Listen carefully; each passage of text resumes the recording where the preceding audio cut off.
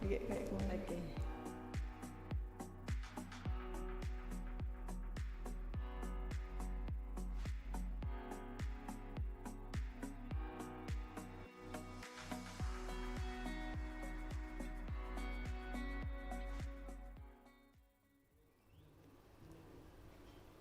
Halo, Assalamualaikum warahmatullahi wabarakatuh. Selamat pagi Sobat Bidar semuanya. Senang banget hari ini kembali lagi bersama aku, Feby Ayu, dalam acara Podcast Riset dan Inovasi.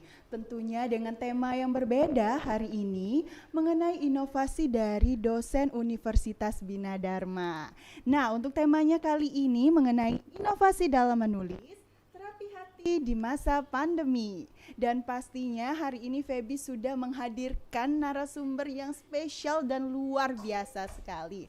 Langsung saja kita perkenalkan, ada Ibu Eni Hidayati, SS MSI. Halo Ibu, selamat pagi. Pagi, Assalamualaikum Feby yang cantik, segar sekali ya. Iya, pastinya kita akan berbagi informasi yang menarik ya Ibu ya. Nah, jadi Sobat Bidar, for your information aja, kalau Ibu Eni ini merupakan mentor kelas menulis daring ya Bu. Iya. Dan sudah menghasilkan sebagai penulis 3 buku solo dan 37 buku antologi. Wah, luar biasa sekali, tepuk tangan dulu buat Ibu Eni. Ya. Dan pastinya hari ini kita sudah siap ya Bu ya berbagi informasi sama Sobat Bidar di rumah mengenai penulisan buku ya. Jadi boleh. Ini ada kaitannya sama literasi jadi Bu ya. Pasti karena literasi lagi marak ya. Iya benar Bu, apalagi kan kita sedang berada di program Merdeka Belajar. Kampus Merdeka ini kan membutuhkan ide dan kreativitas ya, nggak hanya bagi dosen, guru, mahasiswa maupun siswa juga ya Bu ya. Betul sekali. Iya. Jadi dari temanya tadi kita udah kebaca nih, terapi hati tentang menulis. Langsung aja nih kita ulik tuntas mengenai penulisan buku ini sendiri ya Bu ya. Nah, jadi di depan Feby ini sudah ada buku-buku yang beberapa contoh, masih banyak lagi nih ya Bu ya. Nggak muat kalau mau ditaruh di atas meja kita. Oke, jadi Bu ya, kalau boleh cerita nih Bu, untuk awal menulis Ibu itu gimana? Iya, terima kasih Feb. Kalau cerita tentang awal menulis, itu tuh sebenarnya dari saya SD itu sudah menulis. Wow, SD. Tapi menulisnya masih ya mungkin hanya sekitar puisi kecil-kecilan, ada menulis cerita pendek kemudian oleh bapak saya, karena bapak saya itu pecinta literasi. Bapak saya itu hobi membaca dan menulis. Saya diarahkan untuk mengirimkan ke koran gitu ya. Dapatlah honor sedikit. Udah senang banget ya Bu. SMP begitu juga. SMA kemudian berlanjut gitu ya, karena saya memilih kelas bahasa karena saya sesuai minat juga betul, ya. Saya sempat membuat satu naskah drama waktu itu sampai menang ke tingkat provinsi begitu ya. Dan kemudian saya lanjut ke memilih jurusan program studi bahasa Indonesia kan di Sastra Indonesia di UGM, dan di sana berkembang ya. Jadi kami mendirikan majalah yang waktu itu lumayan lah, sudah omsetnya sudah luar biasa juga gitu ya, menulis dan memang sempat vakum lama ya, itu karena apa nih Bu? Karena vakum. Iya, vakum lama itu setelah tahun 94 saya menikah gitu ya, saya diajak ke Tanjung Enim begitu ya. Terus sempat terputus ya, paling mengirimkan hanya beberapa artikel, mengirimkan cerpen sampai lama gitu ya. Kemudian ketika masuk ke dunia dosen lebih banyak menulis penelitian benar. Nulis lagi dan barulah untuk menulis kreatif ini. Menulis ini saya tekuni sejak pandemi ya, bulan April lah, sekitar bulan April 2020 sampai sekarang. Dan inilah hasilnya begitu. Dan masih banyak lagi ya. Insyaallah ya masih. Dan berarti Ibu ini dulu hobi yang dibayar jadikan menuangkan ide kreatifnya. Jadi senang banget kok bisa diapresiasi ya Bu ya. Betul, memang awalnya begitu. Jadi kalau hobi yang dibayar itu menyenangkan sekali ya Bu. Sesuai minat dan bakat kita juga kan untuk menulisnya. Kalau boleh tahu Ibu dulu sekolahnya di mana? Oh ya, saya SMP sampai SMA di SMA Negeri di Ngawi, Jawa Timur. Kemudian di Sastra Indonesia UGM gitu ya, sampai kemudian menikah dan kemudian di sini saya melanjutkan di Magister Manajemen Pendidikan di Bina Dharma dan kemudian berprofesi sebagai dosen. Alhamdulillah. Ada nggak sih Bu kesulitan kesulitan dalam menulis itu sendiri? Apalagi kan Ibu dari Jawa terus pindah ke Sumatera untuk mempublisnya hasil buku yang Ibu tulis itu gimana? Kalau untuk memperkenalkan baru-baru kan agak sulit kan Bu? Pasti semua orang tuh nggak bisa nerimanya atau gimana gitu Bu? Ada tantangan? Kalau dulu ya itulah yang sempat membuat saya agak vakum ya, vakum agak lama sekitar 5 atau 6 tahun saya tidak menulis gitu, barulah setelah. Nah kemudian ketika saya bertemu dengan komunitas-komunitas menulis gitu ya, itu sejak pandemi inilah kemudian yang luar biasa maraknya. Iya. Bahkan saya aja aktif di 10 komunitas menulis gitu ya. Ibu gak susah bagi waktunya untuk aktif? Juga sih sebenarnya, cuman mereka tuh kadang-kadang apa istilahnya tuh sibuknya, rempongnya tuh ketika ada mau menyiapkan sebuah proyek penulisan gitu ya, nulis bersama dengan satu tema gitu ya.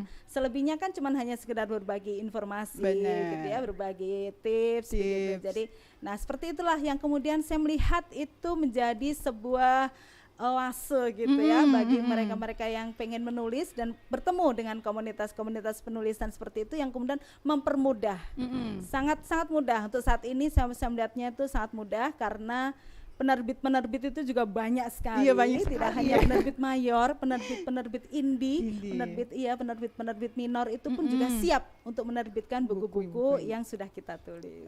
Gitu, jadi ini memang kan masa pandemi ini kan kita nggak bisa kumpul kemana-mana ya Bu. Jadi lewat komunitas-komunitas kita komunikasi lewat aplikasi ya Bu ya. Jadi nggak masalah ya mau ambil banyak komunitas punya masih bisa lah kita bagi-bagi untuk berbagi informasinya ya Bu.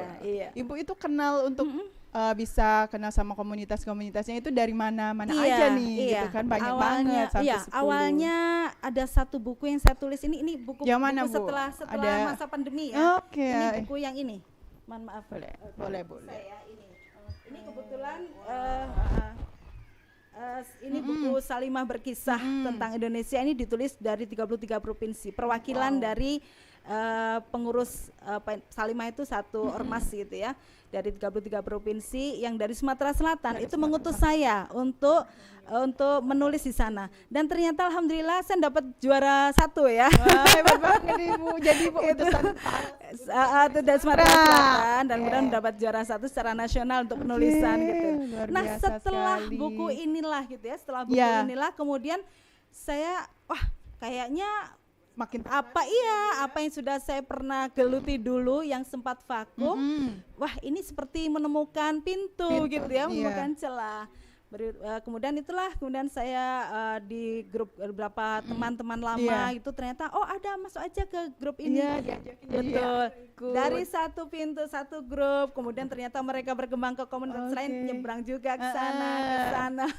Jadi dari mana aja ya Bu, lewat jalan saja. Dari buku Salimah Berkisah ini.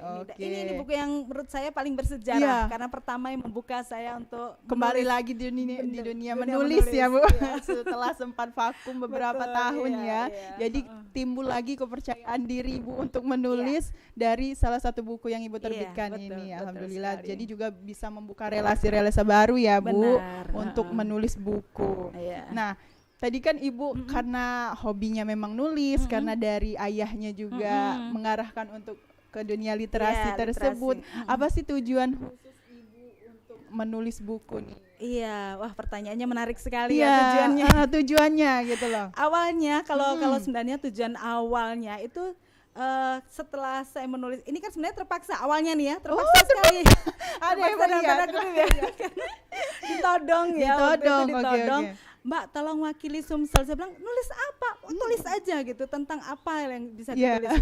Masya Allah gitu ya. Awalnya terpaksa. Kemudian setelah itu ketika mendapatkan apresiasi itu kemudian kan kita jadi motivasi, rasa bangga tuh timbul ya Bu. Nah itu yang pertama. Dan kemudian yang kedua, sembari mengisi, pas banget momennya ketika musim pandemi. Orang tidak bisa kemana-mana, hanya di rumah saja gitu ya. Butuhlah kita ini sesuatu yang bisa kita lakukan selain kita cuma rebahan gitu. Produktif ya Bu ya. Produktif gitu ya. Jadi apa gitu ya. Dan ternyata Masya Allah, jadi dari satu tulisan ke tulisan yang lain gitu ya. Awalnya begitu. Jadi untuk mengisi waktu sembari mengusir apa istilahnya kebosanan ya, dengan di rumah saja. Nah kemudian ternyata berkembang, tujuan saya itu berkembang apa? Saya pingin sekali ingin mengkristalkan sejarah istilahnya gitu. Jadi apa yang saya tulis itu adalah bagian dari masa lalu saya yang saya pengen ketika saya tidak ada lagi itu bisa terwariskan ya, sejarah itu kristal-kristalnya itu bisa terwariskan kepada turunan saya. Terus kemudian saya juga pengen mendokumentasikan kehidupan mereka, jejak hidup mereka. Walhasil saya menulis semua orang-orang yang saya cintai, on dekat saya itu saya tulis dalam satu buku. Ada semua jadi ceritanya. Ya. Tentang anak kembar saya, tentang anak yang yang terputus, yang saya cerita ya jari tangannya. Ada anak yang benar, ada anak yang minta perhatian, dia minta dilihat karena sholat Isya itu sampai 34 rakaat gitu ya. Tentang suami saya, tentang ibu mertua, tentang kakak saya yang berkebutuhan khusus, tentang ibu saya, semuanya saya tulis. Jadi betul, saya ingin mempersembahkan cinta itu. Jadi ibaratnya mendokumentasikan cinta dan sejarah kehidupan mereka itu dalam sebuah tulisan. Semoga saja mereka menikmati dan menerima gitu. Jadi memang ingin kedepannya itu bisa menjadi cerita-cerita mereka ya Bu ya, jadi betul. Ada kemarin ditulisin ibunya kayak gini, cerita aku kata anak-anak nanti ya. Luar biasa. Saya berharap mereka bangga ya, karena mereka ada loh nama mereka disebut, kisah mereka disebut. Betul, maunya begitu. Nah, berarti ini banyak dong Bu ya untuk jenis-jenis buku yang Ibu tulis, ada apa aja nih Bu? Oh iya betul. Memang kalau buku-buku ini salah satu contoh beberapa contoh aja. Ada buku puisi, ya kumpulan-kumpulan puisi, ada buku kumpulan puisi solo saya ya, dari beberapa puisi yang saya buat gitu ya, dan diterbitkan. Kemudian ada fiksi itu kumpulan cerpen ya, kumpulan cerpen gitu ya. Terus kemudian ada faksi ini kisah nyata yang ada balutan fiksinya dikit supaya kadang-kadang benar. Soalnya kalau kisah nyata ansih itu itu kan kurang menarik.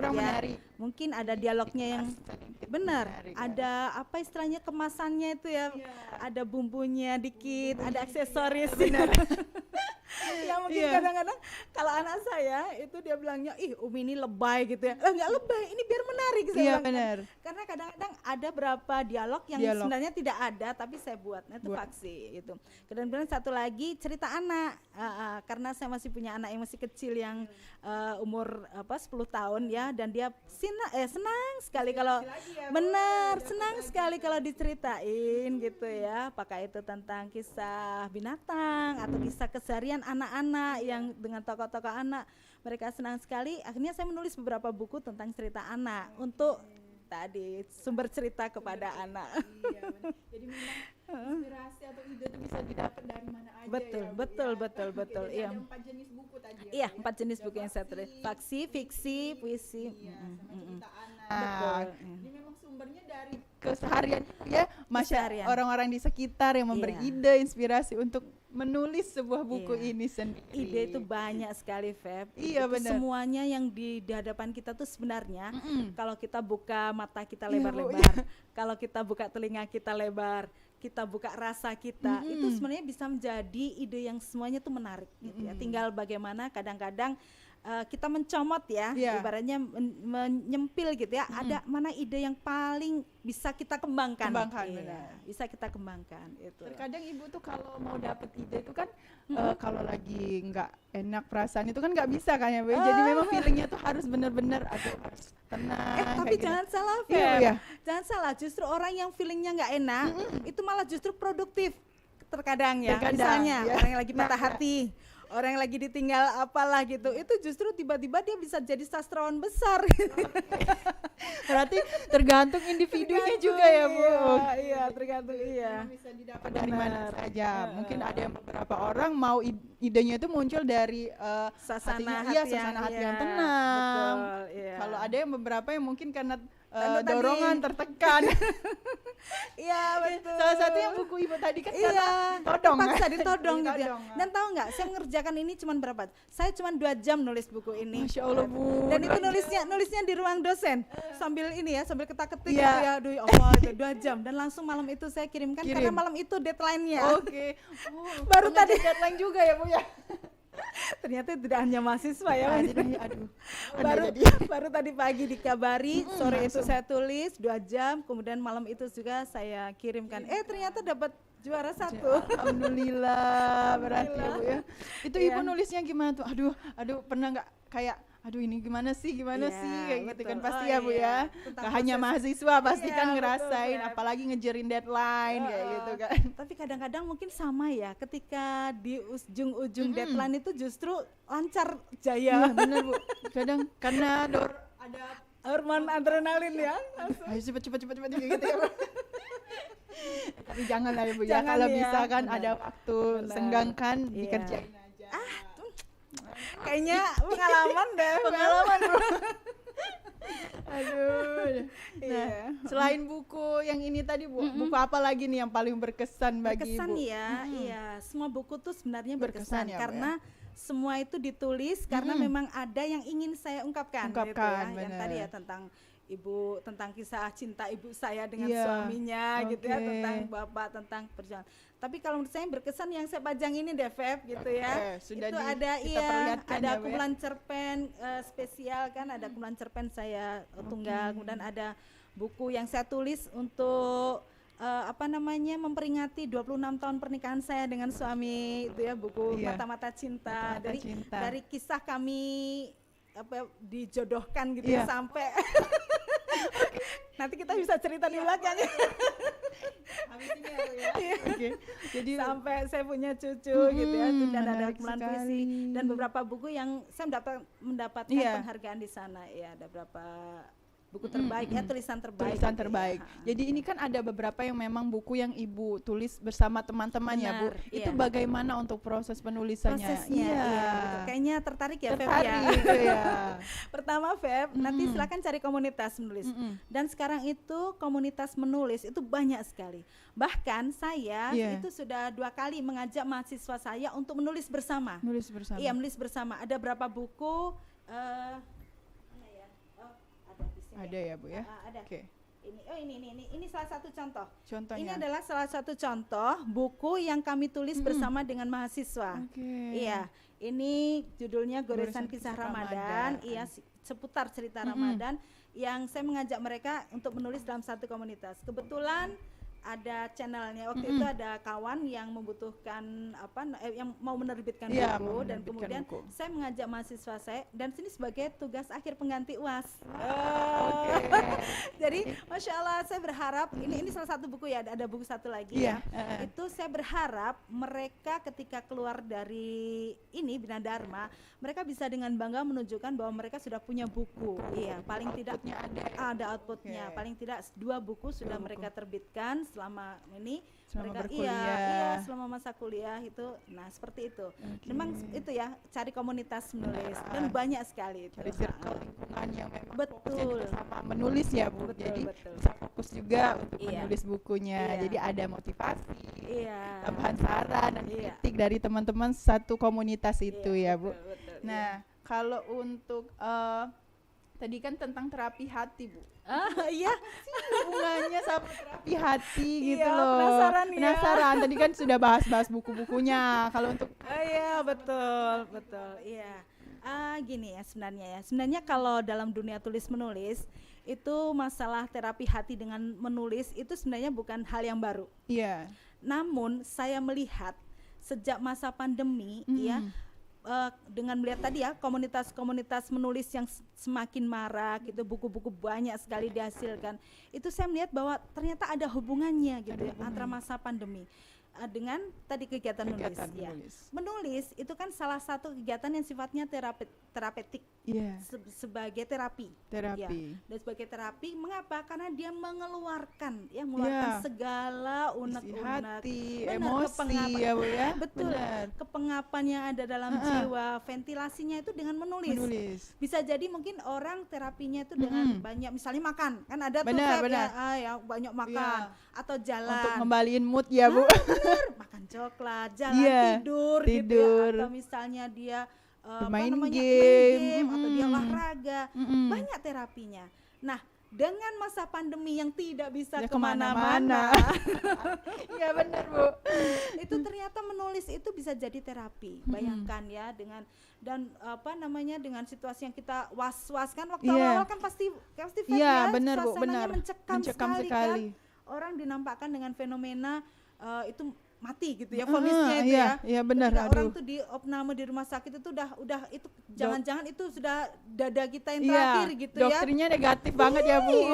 Benar. Gitu ya dengan kondisi seperti itu. Jadi menulis dan ternyata betul banyak sekali penelitian bahwa menulis itu bisa menghilangkan stres ya tadi ya. Kemudian dia bisa meningkatkan mood. Nah, kalau dengan demikian bisa meningkatkan imun kan? Kalau sudah moodnya bagus gitu ya, stresnya sudah itu meningkatkan mood itu. Kemudian dia juga bisa merasa dia berharga. Apalagi kalau misalnya ketika kita menulis dan mendapatkan penghargaan apresiasi. Itu meningkatkan bahagia jadi luar memacu biasa. lagi ya Bu untuk terus menulis. Betul, menulis sekali akhirnya berkarya dan akhirnya ya itu yang mungkin pada saya akhirnya ketika itu dihargai, akhirnya kecanduan mau nulis lagi sampai sebanyak ini Bu ya. Dan satu lagi tuh kan ini jadi ada penelitian yang bahwa itu memperpanjang umur juga. Memperpanjang umur karena apa? Kita terbiasa untuk mencegah pikun juga ya. Karena kita terbiasa ya mengingat menyampaikan memori-memori yang pernah kita alami ya. Betul. Menyeimbangkan otak kanan dan otak kiri juga, iya kan? Karena kalau menulis itu lebih banyak ke otak kanan gitu ya. Sementara kita nih biasanya dihadapkan pada persoalan otak kiri. Benar. Duit belanja, bagi gesit ini. itu Bu. lupa. Kadang-kadang mengabaikan ya. Ada satu bagian otak sebelah kanan lagi yang itu butuh gitu ya. Nah seperti itu, jadi Masya Allah banyak sekali ternyata. Dan itu semuanya gitu ya, ada terapinya tuh tadi ya, salah satunya itu dengan menulis gitu. Jadi bisa meluapkan emosi, perasaan hati, dituangkan dalam sebuah buku jadi ya Bu. Betul.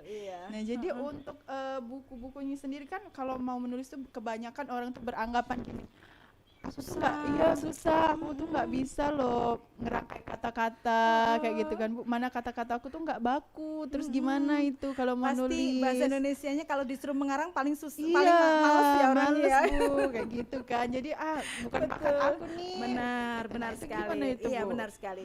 Iya, ini karena saya juga mengajar bahasa Indonesia di berbagai program studi yang lain.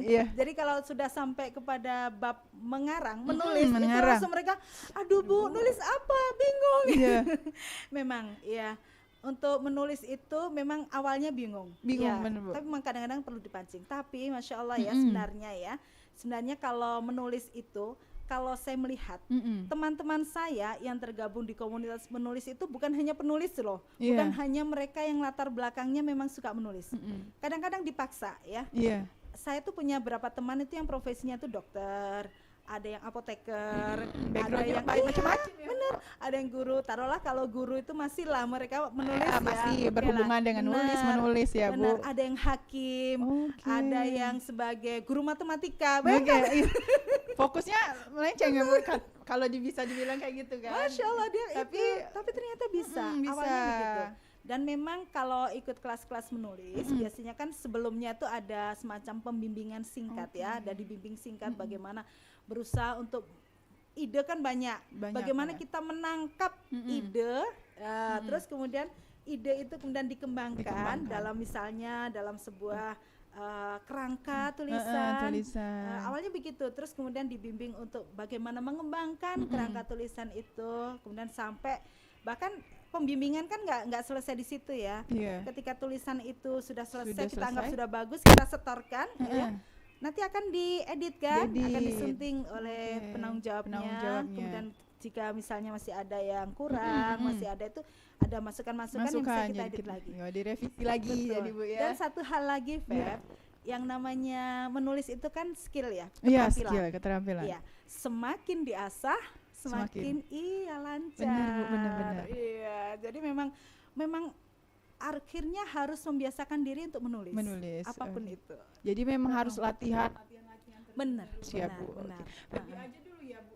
Kalau disuruh jadi presenter itu paksaan. sekarang paksaan menikmati sekarang ya. iya. Memang awalnya itu kan dari suruhan dulu paksaan, tapi kan setelah menjalaninya, setelah diapresiasi, rasanya nyaman, enak kan, jadi dikerjain terus menerus sampailah sekarang. Itu dulu Feby dari SMA loh Bu, SMA kelas 1 kan, paksaan untuk event-event di sekolah kan. Jadi akhirnya ternyata sampai sekarang menikmati. Dan puncak dari itu adalah ketika kita sudah menikmati ya, Iya, puncak dari bener, profesi Bu. itu ya. Bener Jadi sekali. iya, ketika kita sudah menikmati, Iya. kita larut di dalamnya, sudah semuanya. Benar, iya. Dan pasti kita harus latihan terus menerus ya Bu, kalau mau menekuni suatu bidang. Betul sekali, iya Feb. Balik lagi ke buku-buku tadi, untuk penulisannya itu, ini kan pada masa pandemi ini memang untuk ide-idenya kan dari orang sekitar, dari lingkungan-lingkungan, bahkan dari cerita-cerita masa lalu yang pernah terjadi kayak gitu Bu. Untuk kesulitan penerbitannya itu bagaimana Bu untuk penerbitannya? Penerbitan ya, iya. Kalau ada kendala penerbitan kendala. Iya. Memang alhamdulillah kalau saya tuh sekitar 90% tuh nggak ada masalah ya. Tapi ada juga sih, ada juga penerbit itu yang saya sudah menulis itu ada satu buku lagi saya yang belum terbit, itu sudah setahun yang lalu saya kirimkan. Padahal biasanya itu mereka cepat ya. Iya. Setelah kita nih paling 3 bulan itu sudah terbit. Sudah bisa ya Bu. Ini sudah setahun. Setahun. Rupanya kendalanya tuh karena mereka memang komunitas besar yang tidak hanya komunitas kami saja yang diurus. Jadi kami itu ternyata hanya salah satu cabang dari berbagai komunitas di Indonesia. Jadi antrian gitu ya, waiting list. Iya. Jadi Masya Allah, jadi saya tuh ikut yang waktu itu ikut Nubar Jawa Barat namanya ya itu ya. Jadi mereka menamakan nulis bersama Jawa Barat. Itu ternyata banyak sekali buku yang diterbitkan dari provinsi-provinsi lain begitu ya. Masya Allah sampai 1 tahun. Itu seninya di situ ya ketika kita menunggu. Tapi alhamdulillah sejauh ini tidak ada masalah ya untuk yang lancar. Kalaupun ada kendala, ketika kita mengetahui bahwa itu kendalanya di sana, harus waiting list, ya mau tidak mau tunggu aja. Iya. Dan kita yakin kok Feb bahwa buku itu terbit itu pasti ada momentumnya, ada masanya. Iya, masanya. Iya, saya mikir mungkin memang belum saatnya gitu ya, atau apalah gitu ya, tunggu waktu yang tepat, ada momen yang tepat gitu, momen yang tepat ketika kita ini, dan saya yakin gitu tuh semuanya itu sudah diatur gitu. Kalau udah kembali gitu kan udah ini ya kita ya udah plong ya, sudah ya. Jadi memang biasanya range waktunya itu berapa lama Bu untuk dari dari selesainya untuk penerbitan itu? Paling banter itu 3 bulan, 3 bulan 4 bulan itu sudah selesai. Dari kita setor naskah, dari itu kemudian terbit 3 bulan. Nah, kalau untuk penulisan bukunya biasa berapa lama? Biasanya kalau komunitas itu memang kita dikasih waktu lama, 1 bulan nulis. Itu pun juga itu Feb, ada yang gitu ngulur-ngulur, aduh belum selesai, benar. Aku sibuk nih. Iya, maklum dengan berbagai macam latar belakang, ibu rumah tangga yang 6 anak pun juga ada di sana, ada yang itu Masya Allah, akhirnya molor lagi gitu ya. Molor lagi gitu, biasanya begitu ya. Lamanya tuh ketika nunggu naskah nunggu teman-temannya ngumpul mau dibuat jadi satu buku tadi ya Bu. Iya. Bahkan ada satu buku kami itu yang itu sudah lama sampai akhirnya dibuka kembali kesempatan untuk penulisan. Jadi merekrut karena anggotanya itu sudah pada nggak nyetor, sudah pada mundur, akhirnya dibuka lagi kesempatan untuk menulis lagi, cari penulis untuk gabung di situ gitu. Sampai 3 kali ganti biar bisa jadi satu buku tadi ya Bu, karena butuh orang-orang yang iya, paling enggak kan kita butuh sekian orang sampai cetak buku kan. Biasanya kalau untuk penulisan buku itu kan ada komunitasnya Bu. Iya, Itu bareng-bareng untuk menentukan satu tema atau bagaimana Bu? Atau ada mentornya? Iya. Gitu. Kalau yang komunitas itu biasanya mereka tuh sudah ada temanya. Sudah ada temanya. Atau kadang-kadang juga ada komunitas lagi juga yang mereka memberikan pilihan, kami bulan ini membuka kesempatan menulis untuk buku ini dengan tema seperti ini. Silakan bergabung gitu. Kalau misalnya saya tertarik sama tema yang atau kadang-kadang bahkan kalau waktu saya lagi produktifnya masa pandemi itu ya, bisa 2 atau 3 saya ikut itu. Saya ikut menulis ini juga, menurut ini juga gitu. Bisa. Jadi ada juga yang ditentukan bersama. Iya, ditentukan bersama ketika bergabung. Satu ide, pengennya kita nulis tentang ini. Benar. Biasanya itu dari kelas menulis. Jadi kan dari awalnya kita buka kelas menulis. Setelah itu sayang dong kalau apa yang sudah mereka hasilkan selama ini latihan, ya tidak diwujudkan dalam sebuah tulisan kan. Jadi yuk kita bikin tulisan nih, apa temanya yang kan kita angkat. Nah, akhirnya begitu dan sepakat untuk setor naskah. Barulah nanti diedit ya Bu, bisa menjadi sebuah buku. Jadi terlepas dari itu semua nih, boleh dong kasih tips biar lancar menulis. Terlepas dari yang banyak pikirannya, aku tuh nggak bisa ngerangkai kata-kata, nggak baku kalau nulis kayak gitu loh. Tips-tipsnya itu bagaimana? Tipsnya yang pertama, menulis itu kan sebuah keterampilan, makanya harus banyak latih harus banyak berlatih. Latihannya banyak, Feb. Sekarang ini apalagi di medsos itu ya, kita bisa nulis apakah itu mau nulis status, nulis apapun gitu ya, kita via blog juga bisa ya, blog. Betul, itu sarana-sarana yang luar biasa yang sudah kita pakai untuk menulis apa saja, Feb. Entah itu tentang keseharian kita, tentang bermain dengan adik, tentang kucing, tentang apalah rumput. Terserah ya Bu ya, no matter what people say gitu loh Bu. Yang penting kita menuangkan ide kita dalam menulis. Itu pokoknya nulis dan nulis. Nah, kemudian yang kedua ya, karena keterampilan menulis ini erat dengan membaca. Benar. Ini kan kayak ibaratnya dua keping ini ya, sisi mata uang kiri dan kanan harus saling. Betul. Bagaimana kita bisa untuk melancarkan menulis kita kosakata jika kita tidak punya asupan dari membaca. Otomatis insyaallah ya, kalau yang hobi membaca akan lancar menulis. Begitupun juga sebaliknya. Yang hobi menulis pasti butuh membaca. Untuk apa? Memperkaya kosakata, wawasan dan segala macam gitu. Dan yang ketiga, cari komunitas-komunitas web. Banyak sekarang. Cari event-event. Awalnya mungkin sekedar istilahnya tuh coba-coba. Enggak apa-apa ya. Enggak apa-apa. Coba-coba dulu masukin. Nanti insyaallah akan terbuka pintu-pintu kita untuk workshop betul. Gitu. Itu diantaranya. Dan kemudian yang paling penting adalah bagaimana ya, jangan pernah lupa kalau ada hal yang menarik, simpan dalam dulu. buku. Kalau perlu tulis ya Bu, tulis notes-nya gitu. Saya pernah gini ya, saya tuh lagi nggoes ini ya sama suami ya. Tiba-tiba waktu nggoes itu saya kepikiran, kayaknya saya mau bikin kisah itu loh. Saya langsung bilang sama suami, stop dulu Bi, gini. Kenapa? Umi punya ide tuh. Ya sudah, rekam. Kata suami kan. Saya nulis gini, rekam, saya kirim ke suami. Jadi disimpan. Saya bilang, saya akan ini ya kisahnya tentang ini. Terus saya kirimkan suami. Jadi jangan sampai ide itu lepas. Pokoknya kita punya data, kita punya bank gitu ya, kita punya simpanan deposit yang bernama ide. Karena kalaupun misalnya belum sekarang, nanti suatu ketika ide itu juga bakalan kepake gitu ya. Insyaallah ada lagi masanya lah. Kadang-kadang begitu. Saya punya tulisan tentang cerita kisah saya menjelang wisuda. Itu ternyata hanya diambil satu. Jadi itu saya simpan kan gitu ya. Akhirnya ketika ada event menulis tentang kisah seputar wisuda, saya tulis lagi yang kemarin. Ide yang kemarin ya Bu. Jadi ada waktu baru kita tuliskan Betul. Bisa di-review lagi kalau kita pakai notes. Betul. Tergantung pada individunya, ingatnya kalau direkam atau ditulis kan. Gitu. Jadi lagi yang pasti banyak latihan ya Bu ya. Latihan. Betul. Baca kata juga ya Bu. Jangan lupa cari teman-teman yang tadi yang seide lingkungannya circle tentang literasi. Betul. Betul sekali. Supaya memperkaya motivasi untuk nulis, kita makin banyak ya Bu. Nah, lagi nih Bu, kalau untuk bukunya bisa didapetin di mana? promosi buku ya. Ini jadi promosi buku saya. Apa-apa Bu. Sayang banget kan mungkin ada yang tertarik judulnya, ada udah menarik, eye catching sekali judulnya. Buku bisa langsung kontak ke saya gitu ya, atau di Shopee juga ada itu.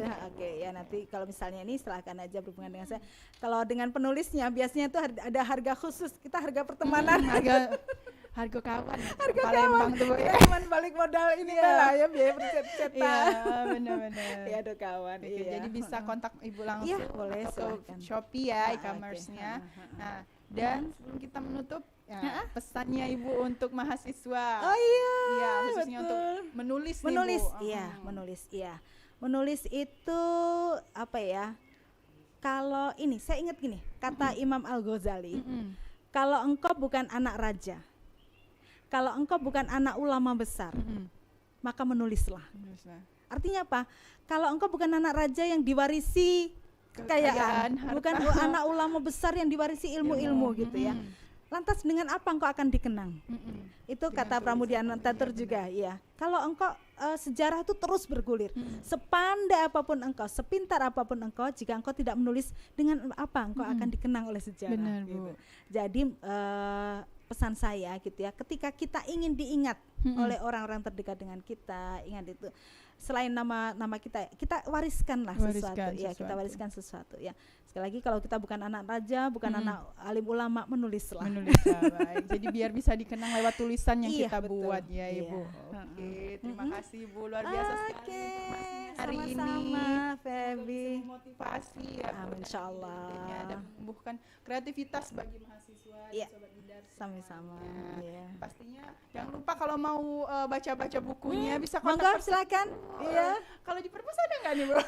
Ada beberapa buku saya sumbangkan di sana. Iya, silakan. Iya, ada beberapa buku saya. Ya, Bu, iya, ya. silakan. Soalnya banyak sekali buku-bukunya yang sudah betul, diterbitkan oleh Ibu bersama teman-teman ya, pastinya. Betul, Oke, terima kasih ya Ibu ya, untuk sama-sama, waktu dan Feby. kesempatannya. Sama-sama sayang. Nah, jadi mengenai tema kita yaitu terapi hati di masa pandemi ini tadi, meluapkan emosi, perasaan melalui sebuah buku ya, Bu, ya tulisan. Dituangkan oleh sebuah tulisan di sebuah buku, dan hasilnya ini banyak sekali bisa diterbitkan pula ya, Bu ya. Iya, betul. Jadi gimana Sobat Bidar, hari ini pastinya podcastnya sangat-sangat bermanfaat untuk kita semua, apalagi mengenai menulis ya di bidang literasi. Buat Sobat Bidar yang mau belajar atau tentang menulis bisa ya, kontak person Ibu ya. Silakan. Iya, dengan senang hati. Dengan senang hati. Nanti akan dibantu ya. Iya, siap. Siap. Nah, oke, Sobat Bidar, mungkin sampai sini aja podcast kita hari ini mengenai inovasi dalam menulis, terapi hati di masa pandemi. Oke. Jangan lupa ya untuk selalu saksikan tayangan dan episode serta program acara kita di YouTube channel Bina Dharma TV, dan jangan lupa untuk aktifkan notifikasi loncengnya serta like, comment, and share serta subscribe di YouTube channel Bina Dharma TV. Saya Feby Ayu Damayanti beserta narasumber saya Ibu Eni. Terima kasih. Iya. Semoga sehat selalu ya. Amin. Iya, makasih ya, Feb. Ya, sama-sama. Kita berdua pamit undur diri. Wassalamualaikum warahmatullahi wabarakatuh. Waalaikumsalam warahmatullahi wabarakatuh. Oke. Alhamdulillah. Sudah? Ini? Sudah, tiket. Supaya kalian bisa tahu apa saja contoh-contohnya. Ini hanya contoh ya. Semua skenario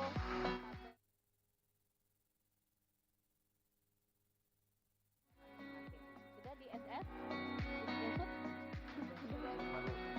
Sudah ya.